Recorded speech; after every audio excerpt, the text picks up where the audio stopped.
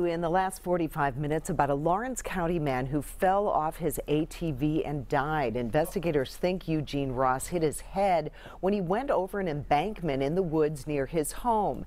He rode all the time. This just highlights how dangerous these vehicles can be.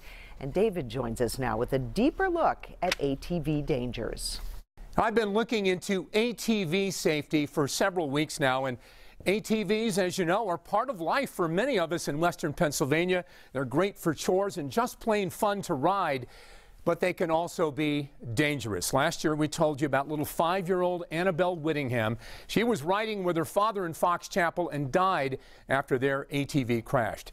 U.S. government data shows that Pennsylvania trails only Texas in ATV deaths since 1982. Well, I looked at ATV safety by talking with doctors and those who sell them and use them.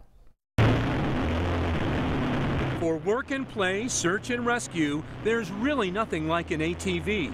Rick Trimble can't imagine life without his. How do you use your ATV? I like it for running around through the woods, looking for game, drive up through the woods and get off of it and go hunting. But for all their fun and utility, ATVs are often misused.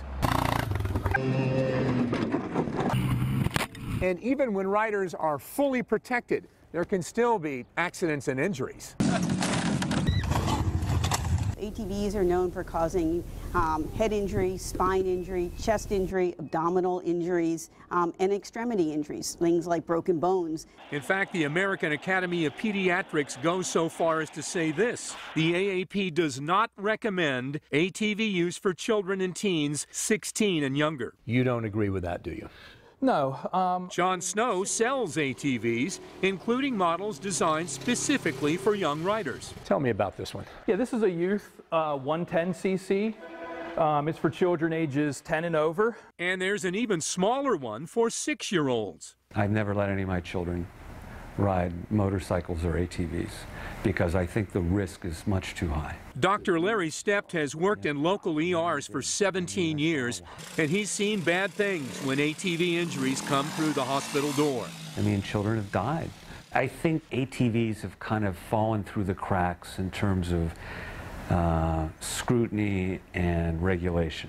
He thinks ATV use should require proof of training and licensing, like with cars. John Snow thinks that goes too far and adds that with proper training and supervision and the right safety equipment, these are just as safe as any other activity. John adds that single rider quads like this one are for one rider only, and always wear a helmet. All that said, John cautions that it's not a toy. It's a recreational vehicle, but it's still a vehicle that can, cause harm or death. So great advice there by John. They are powerful machines. They can cost more than $30,000, by the way, go over 70 miles an hour. They serve a purpose, obviously. They're a lot of fun, but use them as intended. Safety first, always. Some of those accident videos are scary. They were okay, by the way. Nobody died in any of those accidents. Yeah. Are these things legal on the street in Pennsylvania, David? Well, Peggy, the quick answer is a qualified no. There are exceptions for emergencies, crossing a road or highway on farm property or something like that. Still, otherwise, no, not street legal in Pennsylvania. The rules generally apply also to Ohio and West Virginia as well. Best bet, when you buy one, check the laws where you live. And we've got a link to the Pennsylvania rules in this story, WPXI News app.